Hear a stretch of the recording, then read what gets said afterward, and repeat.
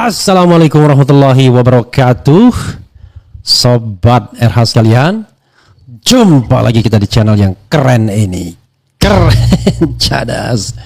Ya, Sobat RH sekalian, seperti biasanya pukul 9.00 ya, sebelumnya pukul 5 kita tayang ya, baik live maupun tunda. Dan ini live.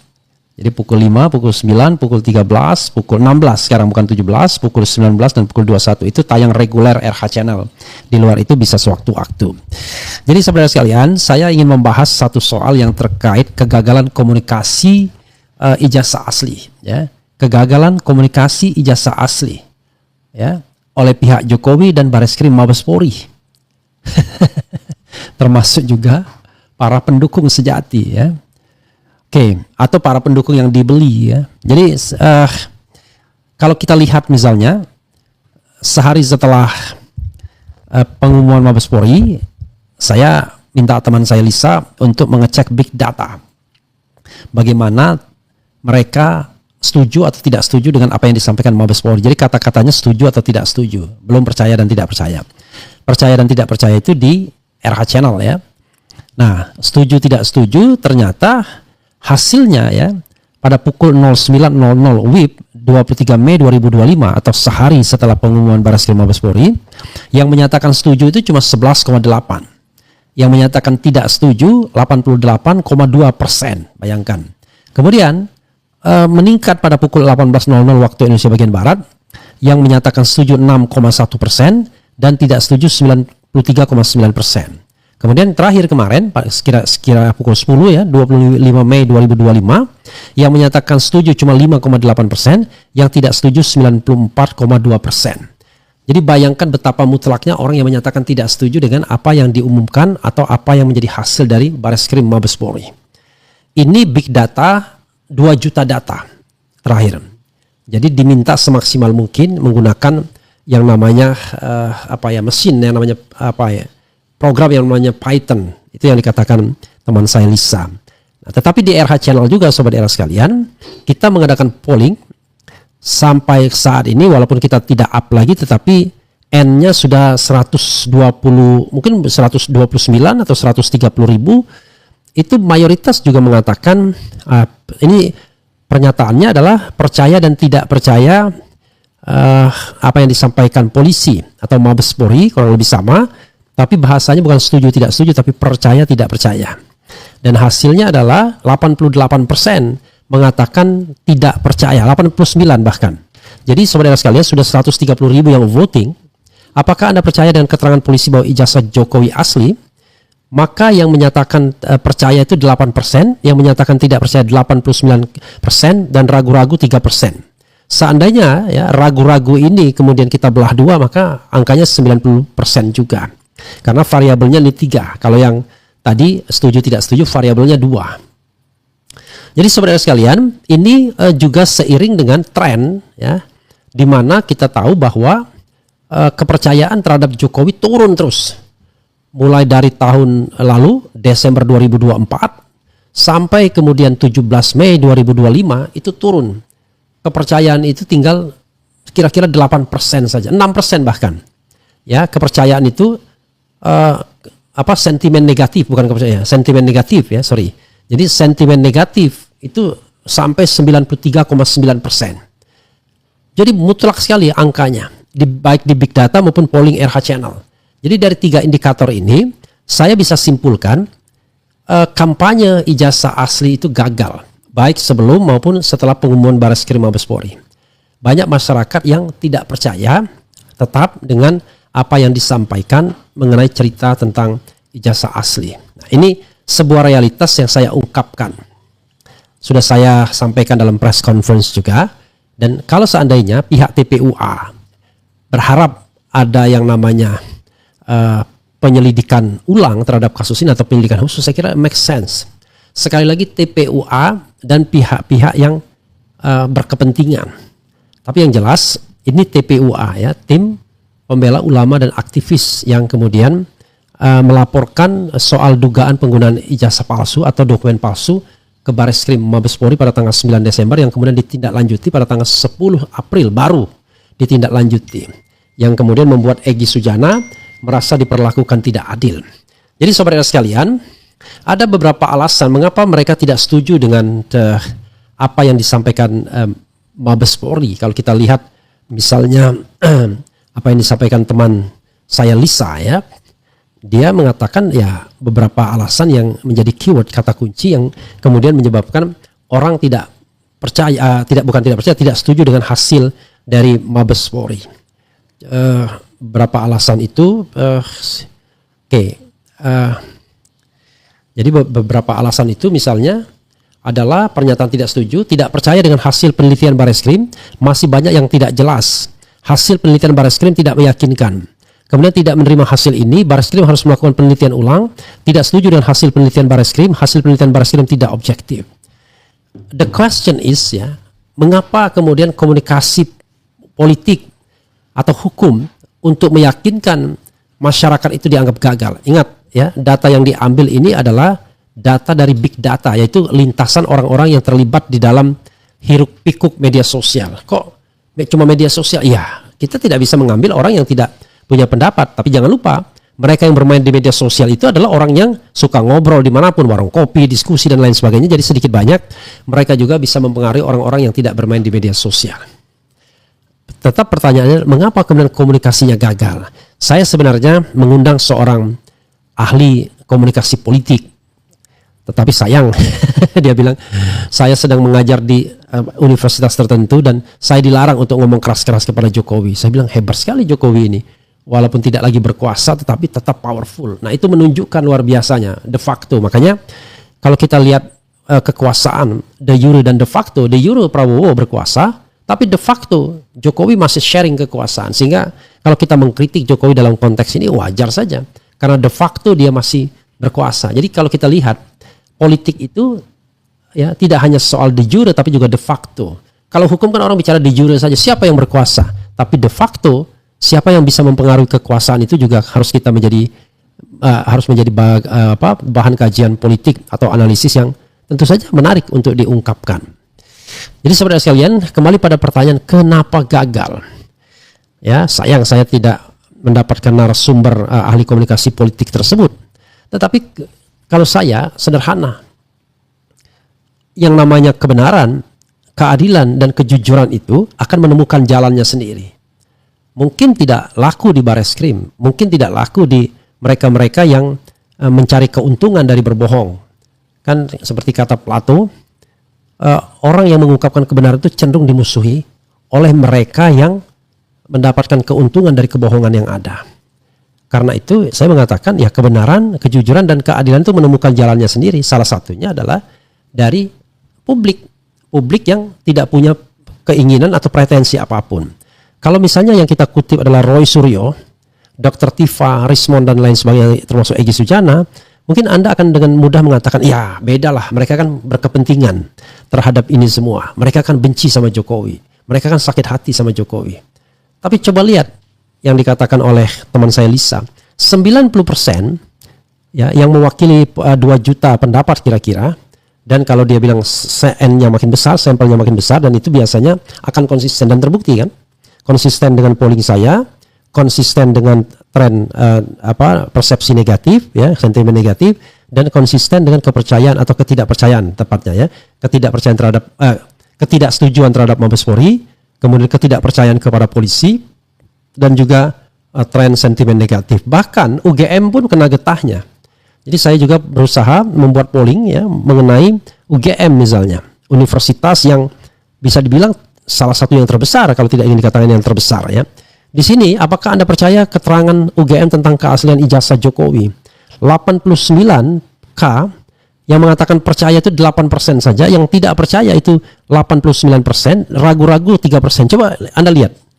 Kurang lebih sama kan distribusinya.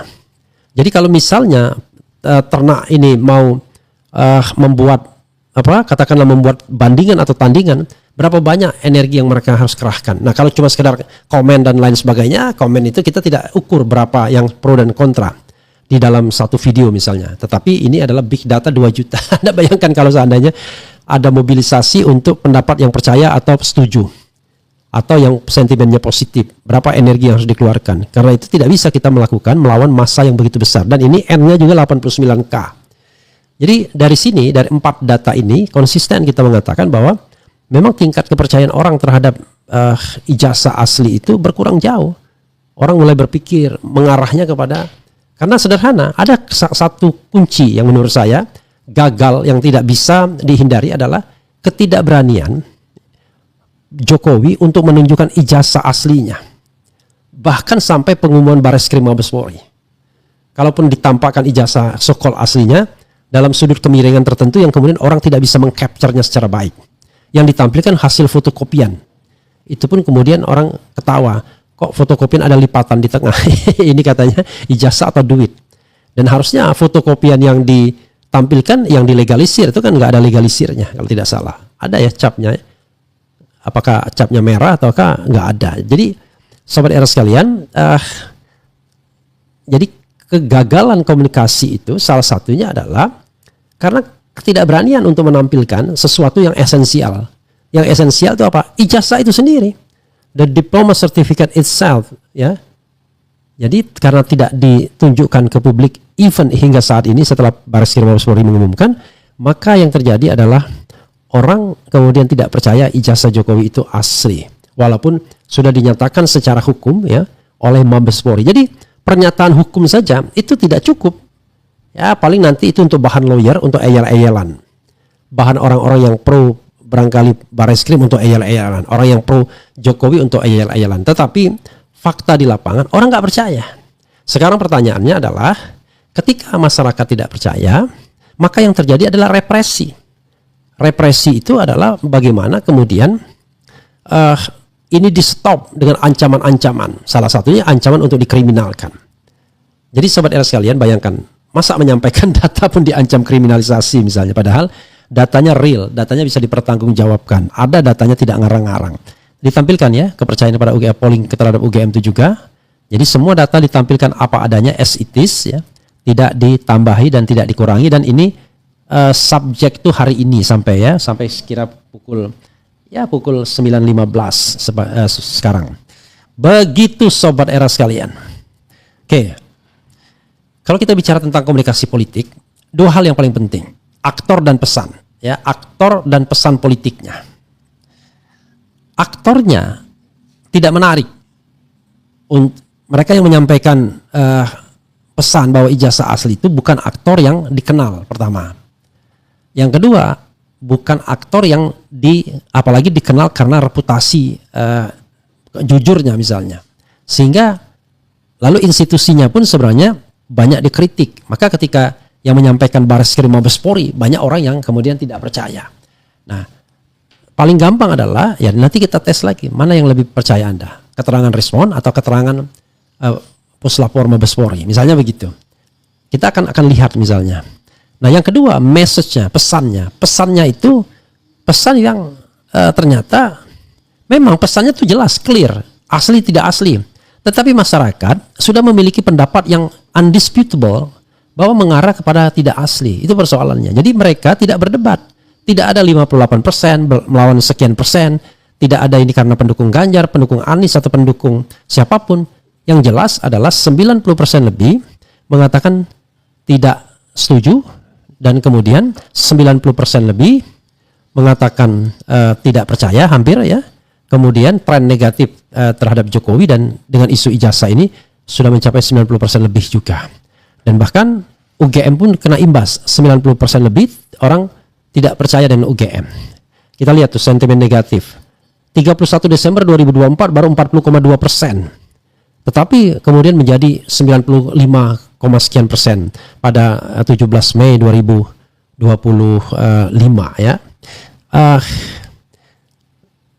Ya itu pokoknya data ditampilkan terus agak pelan-pelan ya biar orang membaca datanya agar kemudian mereka paham soal data ini. Kalau mau ditolak ya tolak aja, ini data ya. Jadi sobat era sekalian, sebuah data itu bisa ditolak kalau ada hal yang sebanding. Contoh ya, sebanding. Tidak apa-apa Anda membuat polling, let's say Anda membuat polling di apa aja lah, pokoknya channel pendukung pemerintah. Tapi N-nya minimal harus 130.000 biar apple to apple. atau harus kalau dengan ini 89.000 misalnya. Harus jadi apple to apple. Tapi kalau N-nya cuma 2.000, 3.000 ya nggak bisa. Itu satu. Yang kedua, Anda bisa melakukan big data karena ini open source, terbuka, silakan ambil. Kalau Anda ambil sekarang, bisa jadi ada pergeseran-pergeseran, tetapi biasanya tidak signifikan. Ya mungkin dari angka 95% jadi 94, 93, atau bahkan tambah 96 dan lain sebagainya. Coba lihat ya, sentimen negatif itu per 23 Mei, sudah diperbarui lagi rupanya, 23 Mei, 95,8% sentimen negatifnya. Nah, silakan Anda mengambil ini, karena ini adalah data sampai 2 juta data. Sebagaimana disampaikan oleh teman saya Lisa. Jadi, Sobat Era sekalian, sekali lagi ya, ternyata undisputable. Orang kemudian tidak berkelahi lagi. Jadi mayoritas mengatakan tidak percaya asli dan cenderung mengatakan palsu. Itu sebuah data yang kita tidak bisa deny karena berbagai sumber. Kalau Anda melakukan survei ya silahkan saja. Tapi survei berapa lama, dan kemudian kecenderungan survei adalah bisa ada titipan-titipan pertanyaan yang kemudian bisa membuat orang mislead. Contoh misalnya soal tingkat kepuasan. Bagaimana mungkin ada median tapi dikategorikan sebagai puas juga, yaitu kata-kata cukup puas ya. Sangat puas, puas, cukup puas. Nggak bisa. Harusnya sangat puas ya, mulai dari tidak puas dulu ya. Tidak puas, sangat tidak puas, kemudian cukup puas, kemudian puas, sangat tidak puas. Nah, harusnya cukup puas itu adalah netral, nol ya kan? Tidak berpendapat harusnya, karena itu mediannya. Ya, cara-cara seperti itu yang kemudian membuat kita lihat, waduh, ini yang namanya survei sering merupakan penggiringan. Oke, kita coba ya. Dan yang dilakukan oleh pendukung-pendukung ini adalah mengancam orang. Wah, bahkan seorang dosen dari UGM, ahli pidana mengatakan, kalau tidak percaya berhadapan dengan aparat. Lah, kok dosen kok begini? Dosen itu tidak mencari kebenaran formil, tapi kebenaran material. Sebagai seorang intelektual, kita harus bertanya, metode apa yang dipakai oleh Bareskrim untuk mengatakan asli dan tidak asli? Kan itu pertanyaannya. Masih banyak gugatan. Jadi tidak berarti kemudian, itulah kalau kita masuk tim hore-hore ya. Jadi tidak lagi kritis. Tapi apakah kemudian apa yang disampaikan Bareskrim itu totally incorrect? I don't know exactly. Karena dugaan saya, ya Pak Jokowi memang kuliah di UGM. Cuman masalahnya kan yang dipermasalahkan adalah ijazahnya. Apakah ijazahnya itu asli atau tidak? Karena banyak orang yang berkuliah bisa saja dia tidak punya dan tidak memiliki ijazah. Begitu Sobat RH sekalian. Oke, coba kita bacakan komentar Sobat RH terkait dengan hal ini ya. Buat Jido yang ngawur-ngawur dihapus-hapus saja biar tidak menuhin kolom komentar ya. Kemudian ternyata polisi India kalah gaya, mayoritas rakyat Indonesia percaya ijazah Jokowi asli ya. Nggak apa-apa juga ya. Kemudian menyatakan asli tapi tidak bisa menunjukkan aslinya, ya sama saja bohong. Teguh Santoso dikira setelah diumumkan terus isu ini hilang, nggak semudah itu Ferguson. Kemudian saya lebih dari sangat tidak percaya hasil Bareskrim, nilai kurang dari 0. Ya apalagi misalnya tiba-tiba Bareskrim memberikan sebuah nasihat ya. Ini tidak, apa istilah dia ya, saya mencatat tuh, apa tidak terlalu penting atau apa begitu ya, tidak. Jadi ya kita kembali kepada pembangunan macam-macam. Saya kira itu sudah di luar konteks. Orang sampaikan saja hasil apa adanya ya, perkara kemudian bagaimana hasil tersebut ya. Apalagi misalnya kemarin saya lupa apa yang dituliskan itu, saya tuliskan tanggapan dari Bareskrim, dan memang terlihat bahwa ujung-ujungnya mengajak bersatu, membangun dan lain sebagainya, yang itu biasanya upaya untuk menghindari masalah yang sebenarnya. Kan ini kan kita sedang adu integritas gitu. Apalagi kalau kita lihat misalnya ijazahnya ditampilkan, ada foto yang ada foto yang tidak punya kacamatanya, itu agak berbeda. Tapi nggak usah ditampilkan dulu ya. Biasalah sekarang ini kekuasaan sedang mencari-cari kesalahan orang yang mengatakan ijazah itu tidak asli, begitu. Jadi yang diancam-ancamin, kok kebenaran kok dengan ancaman. Kebenaran itu fleksibel. kebenaran itu lentur, maksudnya kebenaran itu percaya diri. Ya. Jadi tidak menggunakan instrumen koersif untuk memaksa orang percaya dengan kebenaran. Tapi kalau menggunakan instrumen koersif untuk membuat orang percaya, nah itu berarti kepercayaan yang patut diragukan. Karena kepercayaan yang tidak percaya diri artinya. Tidak percaya diri kan susah ya. Kemudian, aku percaya ijazahnya asli dari UGM, tapi tidak percaya cara mendapatkannya sesuai perkuliahan dari semester 1 sampai selesai. Itu Bang RH ya. Kemudian, yang ngata-ngatain saya remove ya. Saya setuju ijazah Pak Jokowi diselidiki Pak Refli, tapi yang harus bareng sama-sama dengan ijazah SBY, Bu Mega, dengan Pak Prabowo. Jangan cuman Pak Jokowi dong, gitu aja dah. Itu tidak relevan bro. Ijazah mereka kan tidak dipersoalkan. Tapi kalau seandainya dipersoalkan, kan kenapa gini? Kenapa orang melaporkan? Karena ada bukti permulaan. Ya, ada sebuah indikasi. Nah ini bermula dari tulisan Bambang Tri kan begitu. Yang yakin 100%. Bahkan dia bilang tembak kepala saya kalau ijazah Jokowi asli. Nah, tentu orang tergelitik kan. Maka kemudian Bambang Tri melalui TPUA mengajukan gugatan perbuatan melawan hukum. Belum selesai gugatan itu diproses, tiba-tiba Bambang Tri ditangkap karena dianggap menyebarkan berita bohong. Nah, begitulah cara kekuasaan untuk melindungi sesuatu yang mungkin tidak benar. Jadi menebarkan teror, menebarkan ancaman. Inilah hari-hari belakangan ini untuk menghalau orang yang tidak percaya dengan Bareskrim misalnya, ancaman yang ditebarkan. Macam-macam lah pasal-pasal pidana yang barangkali bisa diancamkan. Karena itu, sekali lagi ya, patuh pada putusan MK bahwa institusi tidak boleh tidak kebal dari kritik. Bahkan itu bagian dari civil society. Jadi jangan jeruk makan jeruk. Jangan melayani orang melaporkan A, melaporkan B, lalu kemudian nyilih tangan orang lain. Nggak boleh ya. Itu kalau penegak hukum tidak taat hukum, kemana lagi kita akan melihat masa depan negara hukum Indonesia ini? Atau Pak Prabowo tidak peduli? Nah, saya prihatin kalau tidak peduli ya. Kemudian Joko akan tetap dilindungi karena sewaktu masih menjabat dia menjalankan politik sandera kasus. Jadi bayangkan kalau semua terungkap maka banyak para pejabat negara akan dipenjara. Saya tidak lagi percaya 1000% ijazah yang dibeli slang sang mantan lurah Konoha mintanya asli tapi diberikan broker aspal. Kemudian ada pertanyaan satu, apakah sudah tidak ada integritas di aparat dan pejabat di negara ini? Dua, apakah hanya polisi tidur dan patung polisi yang jujur? I don't know exactly ya.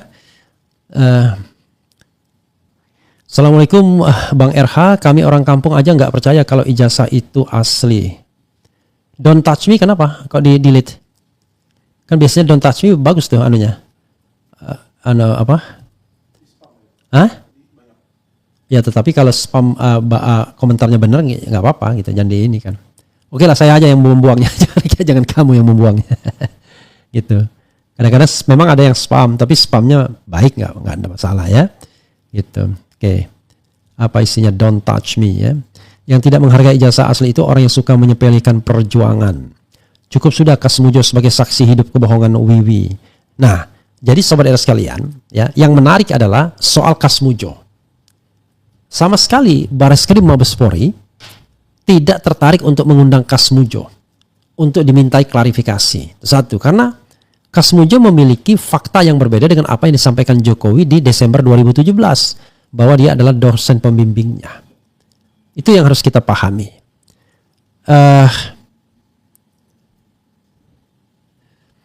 Kemudian itu Kasmujo ya. Kemudian juga Rismond. Kemudian Roy Suryo, Dr. Tifa. Kan dalam konteks Mabes Polri, mereka kan bukan pelapor.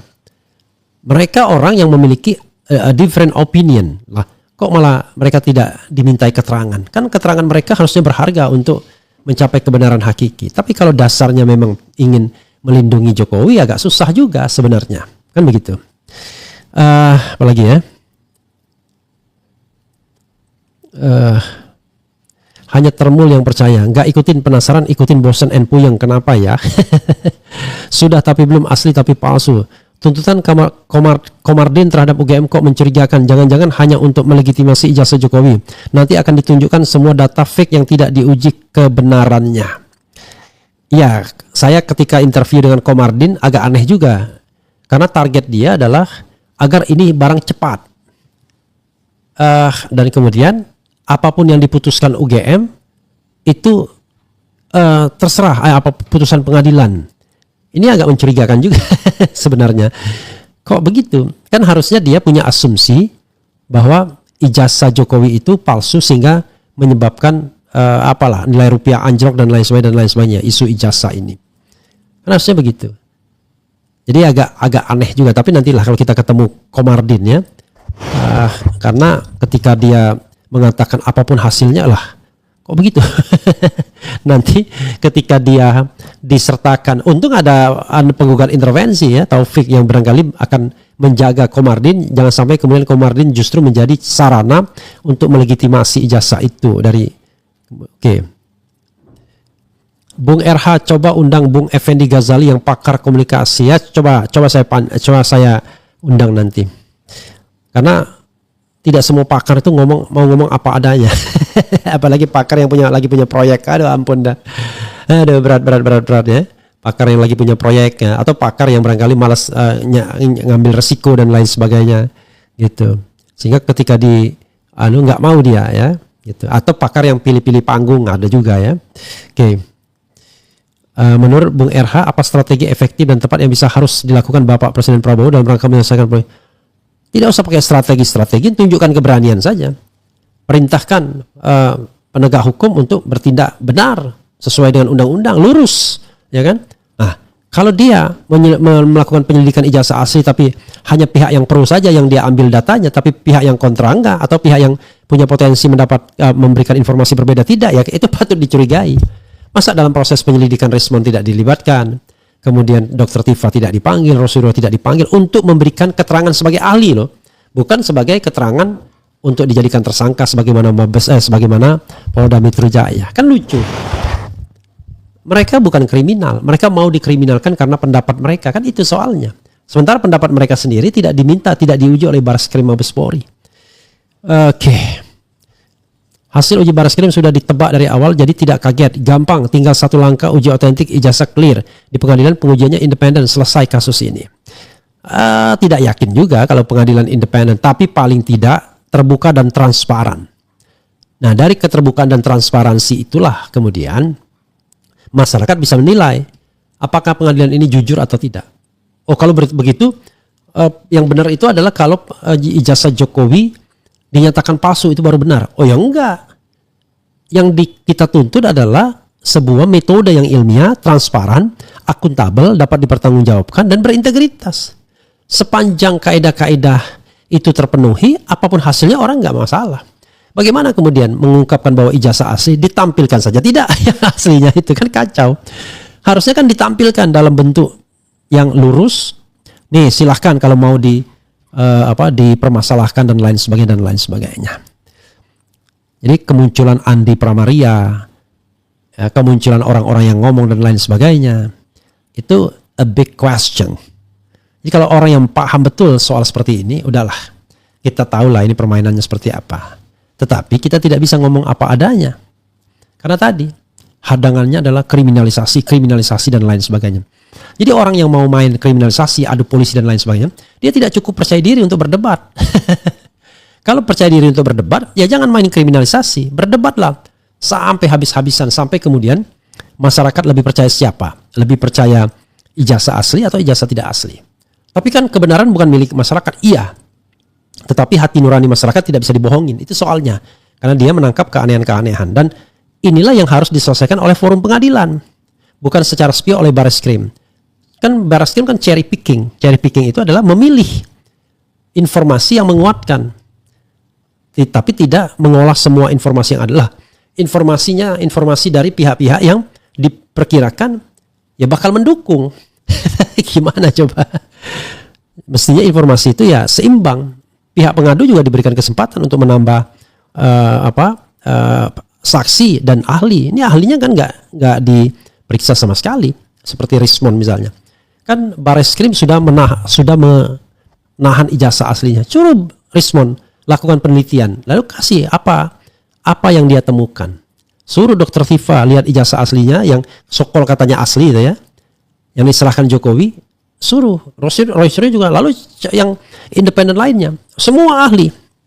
Tapi kalau Mabes Polri saja, wah itu ya sudahlah. Akhirnya apa? Ya digunakan oleh lawyer Mulyono, ya orang-orang Mulyono untuk kemudian melakukan sebuah kampanye. Ya, saking mereka nggak punya bahan untuk kampanye, soal saya menolak disebut pendukung Roy Suryo aja mereka ribut. Mereka kapitalisasi, sudah mulai buang badan. Nggak ada buang badan bro ya. Masa saya ini bukan pendukung Roy Suryo, saya ini teman Roy Suryo. Saya berada di samping dan bahkan kadang-kadang di depan. Ngapain saya di belakang kayak orang kurang kerjaan? Di belakang itu orang cuma dorong-dorong aja tapi tidak berani menyampaikan pendapat, cuma berani hore-hore. Itu pendukung namanya, tim hore-hore. Nah, kalau Anda pendukung kekuasaan berani ngomong karena Anda mau menjilat. Dan tidak ada konsekuensinya kalau ngomong membela kekuasaan itu. Justru berlomba-lomba. Tapi kalau mengkritik kekuasaan, nggak banyak orang berani. Paham ya? Karena konsekuensinya itu berhadapan dengan kekuasaan. Para pengkritik itu, ya, itu kemudian di stop di mana-mana. Bahkan sumber rezekinya pun bisa dihilangkan. Tapi para penjilat kekuasaan itu bisa hadir di mana-mana ya, sebagai broker dan lain sebagainya. Begitu ya, kita harus paham. Jadi kalau dibilang saya pendukung Roy Suryo, enggak, saya bukan pendukung, saya temannya Roy Suryo. Saya ada di samping dia, ada di depan dia kadang-kadang. Dan saya bukan hanya mendukung, tapi saya juga berpendapat sesuai dengan hati nurani dan keyakinan saya. Gimana? Kalau pendukung itu nggak berani berpendapat, kecuali pendukung kekuasaan. Nah, pendukung kekuasaan itu berani itu berpendapat. Ya, tapi kalau pendukung orang yang kritis, wah itu belum tentu berani pendapat. Hori-hori aja. Begitu disuruh, ayo. Kalau disuruh berpendapat, oh jangan saya lagi begini, saya lagi begitu, saya ada proyek, saya lagi ngajar. Allahu Akbar. Begitu saudara sekalian ya. Mudah-mudahan ini paham ya. Dan kita mendapatkan terus kebenaran. Saya nasihatkan kepada teman saya yang ketika mau diinterview nggak berani, katanya saya lagi ngajar di Universitas X dan sudah ditegur agar tidak keras-keras terhadap Jokowi. Saya bilang hebat sekali Jokowi, berarti dia masih punya kekuasaan secara de facto. Jadi wajar kalau dia dikritikkan. Orang yang berkuasa kan kita harus ingatkan kan ini. Power tends to corrupt, absolute power corrupt absolutely. Itu satu. Dan yang kedua saya bilang, yang namanya ilmu itu harus dipertanggungjawabkan di akhirat kelak. Sebagai seorang ilmuwan, Anda memiliki tugas profetik untuk menyampaikan kebenaran. Tapi kalau kebenaran itu tidak Anda ucapkan karena Anda lebih takut manusia dibandingkan Allah Subhanahu wa taala, maka Anda akan dihisap nanti, akan dipertanggungjawabkan di akhirat. Ya. Ilmu Anda, harta Anda dan lain sebagainya. Ya, kita bukan manusia yang tidak berdosa setiap hari membuat dosa, tapi maksud saya adalah kita selalu senantiasa saling mengingatkan ya dalam kebaikan ya. Wa tawassaw bil haqqi wa tawassaw bis sabr. Jadi saling mengingatkan dalam kebaikan dan dalam kesabaran. Begitu sobat era sekalian. Mudah-mudahan apa yang saya sampaikan bermanfaat pagi ini. Itu saja ya. Wassalamualaikum warahmatullahi wabarakatuh. Keren cadas. Ciao.